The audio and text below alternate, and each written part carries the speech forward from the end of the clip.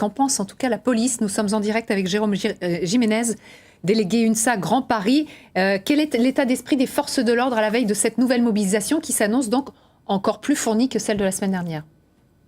Oui, déjà bonjour. En effet, il faut déjà rappeler une chose, c'est que c'est quand même une situation inédite en période estivale. Tous les policiers et gendarmes ne s'attendaient pas à vivre des épisodes comme les week-ends que nous sommes en train de vivre depuis le début de ce mouvement.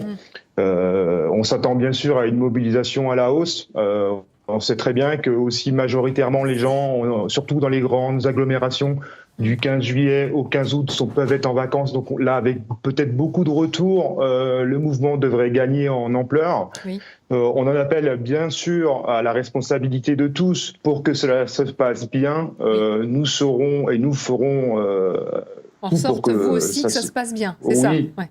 Est-ce que c'est le mouvement de trop pour vous? Parce qu'on a entendu beaucoup de vos revendications ces dernières années.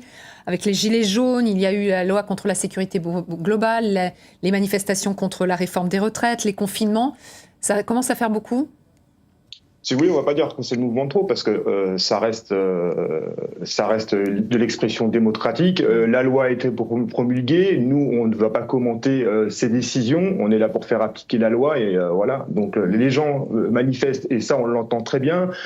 Par contre, de toute façon, on s'attendait à une rentrée sociale, si je puis dire, difficile. Là, c'est juste que ça s'est un petit peu accéléré et on l'entend très bien. Maintenant, on fera en sorte et on mettra les effectifs qu'il faut pour que ça se passe bien également. Ça veut dire effectifs conséquents ? Oui, bien sûr. Là, je peux rien vous annoncer. Vous imaginez bien que toutes ces préparations se font dans le dernier moment. On a besoin du travail des renseignements généraux, des policiers de terrain pour savoir un petit peu, pour quantifier les forces que l'on va mettre pour demain. Mais oui, nous répondrons présent comme nous le faisons régulièrement. Et vous arrivez à dresser le profil des manifestants ? On dresse le profil. Si vous voulez, cette question, elle est assez récurrente. On a bien sûr, on arrive un petit peu à identifier. C'est ce que vous répétez depuis quelques semaines.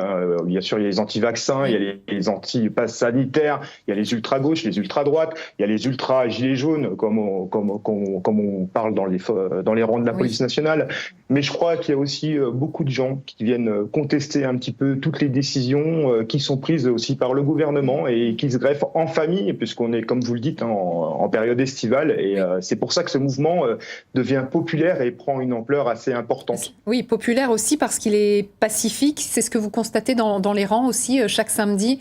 Pas de violence. Oui. Il y a une minorité, bien sûr, c'est aussi pour ça que je suis ici, c'est pour apporter la parole des policiers de terrain et dans l'ensemble, ça se passe plutôt bien. Maintenant, il y a quand même une minorité de gens qui viennent se greffer et qui veulent en découdre avec les forces de l'ordre. Et ça, c'est plutôt gênant. Et donc, vous êtes toujours vigilant, on l'a bien compris. Merci beaucoup d'avoir répondu à nos questions ce matin.